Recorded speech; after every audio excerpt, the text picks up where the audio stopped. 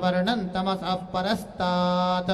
तमेवं विद्वान् अमृत एव भवति नान्यः पन्था विद्यते जनाय प्रजापतिश्चरति गर्भे अन्तः तस्य धीराः परिजानन्ति योनिम् मरीचीनां पदमिच्छन्ति वेधसः यो देवेभ्य आतपते यो देवानां पुरोहितः पूर्वो यो देवेभ्यो जातः नमो ऋचाय ब्राह्मणे ऋचं ब्राह्मं जनयन्तः देवा अग्रे तदब्रुवन् यस्त्वैवं ब्राह्मणो विद्यात्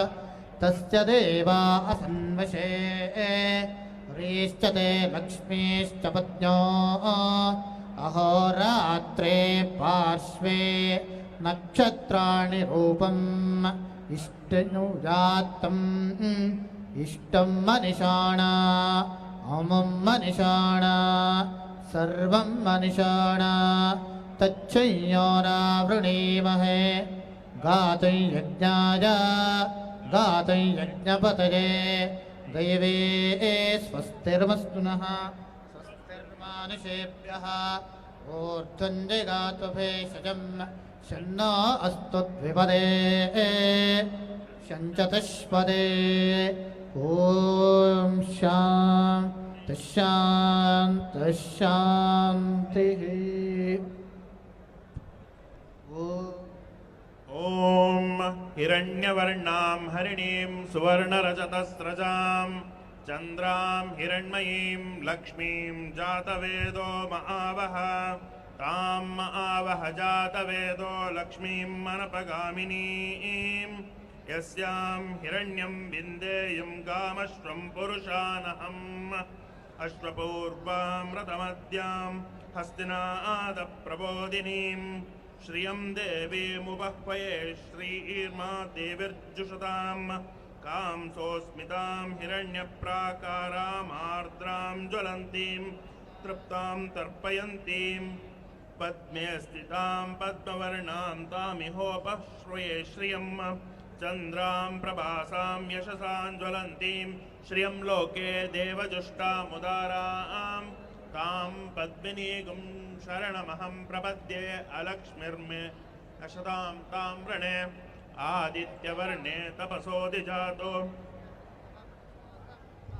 तस्य फलानि तपसानुदन्तु मायान्तरायाश्च बाह्या अलक्ष्मीः उपैतु मां देवसखकीर्तिश्च मणिना सह प्रादुर्भूतोऽस्मि राष्ट्रेऽस्मिन् कृतिं ददातु मे क्षुत्पिपासामलां ज्येष्ठामलक्ष्मीं नाश्यतां तां वृणे आदित्य अभूतिमसमृद्धिं च सर्वां निर्णुद मे गृहात् गन्धद्वारां दुरादर्शां नित्यपुष्टां करीषिणीं सर्वरीकुं सर्वभूतानां तामिहोपह्वये श्रियं मनसः काममाकोतुं वाचः सत्यमशीमहि पशूनां रूपमन्यस्य मयि श्रीश्रयतां यशः कर्दमेन प्रजाभूतां मयि सम्भक्तमा श्रियं वासय मे कुले मातरं पद्ममालिनीं